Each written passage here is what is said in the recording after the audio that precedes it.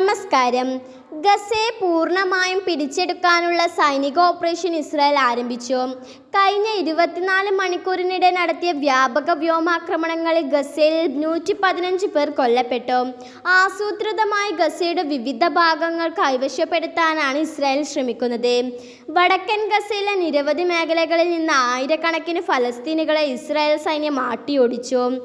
ഗസയിലേക്ക് രക്ഷാപ്രവർത്തനങ്ങൾക്ക് ആവശ്യമായ മരുന്നുകൾ അടക്കമുള്ള അടിസ്ഥാന സൗകര്യങ്ങൾ പോലും ഇസ്രായേൽ കടത്തിവിടുന്നില്ല. അതേസമയം ജെറുസലേമിലും ഇസ്രായേൽ അതിക്രമണം തുടരുകയാണ്.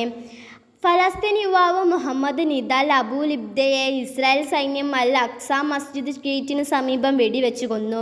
ഇതിനിടെ ഗസയിൽ പട്ടിണി രൂക്ഷമാകുകയാണ്. ഗസയിൽ ഫലസ്തീനുകളുടെ ശരീരത്തിൽ പട്ടിണിയുടെ ഫലങ്ങൾ പ്രകടമായി തുടങ്ങി എന്നാണ് ഗസ ആരോഗ്യ മന്ത്രാലയ വക്താവ് ഖലീൽ അൽ ഡഗ്രാൻ പറയുന്നത്.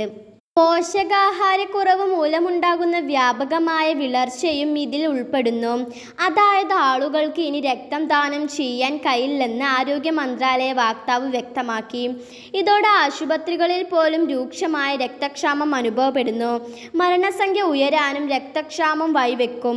ഇതിനിടെ തുടർച്ചയായ ഇസ്രായേലി ബോംബാക്രമണം കാരണം ഗസ മുനമ്പിലെ തകർന്ന കെട്ടിടങ്ങൾക്കിടയിൽ കാണാതായ ഫലസ്തീനികളെ ബന്ധപ്പെടാൻ കഴിയുന്നില്ലെന്ന് സിവിൽ ഡിഫൻസ് ഏജൻസി അറിയിച്ചു.